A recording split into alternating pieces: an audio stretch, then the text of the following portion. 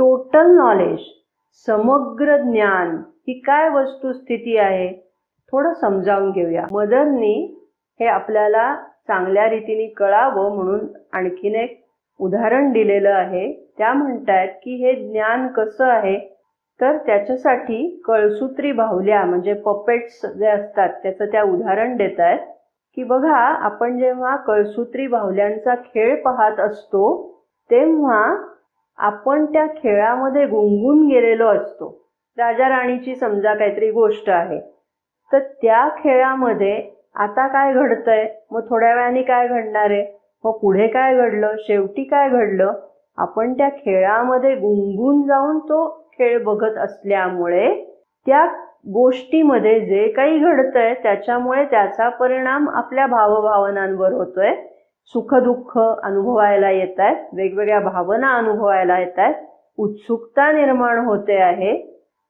हे सगळं कुठे, जेव्हा आपण त्या बाहुल्यांचा खेळ पाहतो आहोत तेव्हा.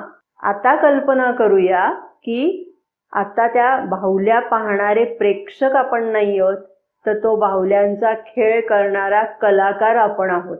आता लक्षात घ्या की तो जो कलाकार आहे त्या कलाकाराला ह्या खेळ पाहून सुख-दुःख होतंय का, त्याला तशी उत्सुकता वाटतेय का, तर तसं ते त्याला वाटत नाहीये. याचं कारण या गोष्टीमध्ये शेवटी काय होणार आहे, कशा रीतीने ते घडून येणार आहे हे सगळं त्याला माहितीच आहे.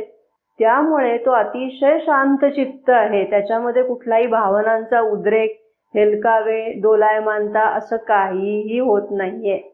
अगदी त्याच पद्धतीने आपण जेव्हा या विश्वामध्ये वावरत असतो तेव्हा आपण सुखदुःखात्मक जीवन जगत असतो की जे अज्ञानमय जीवन आहे. परंतु अतिमानसामध्ये गेल्यानंतर त्या सगळ्याचा करता करविता एक प्रकारे काय पद्धतीने या सगळ्याकडे पाहत असेल त्याच्याशी आपण एकत्व पावलेले असतो आणि त्यामुळे सुख-दुःख नाही तर सुख-दुःखाच्या अतीत असलेली आनंदमय अवस्था आपल्याला तिथे अनुभवायला येते असं मदर म्हणतात. ते जे ज्ञान आहे ते त्या स्वरूपाचं असतं.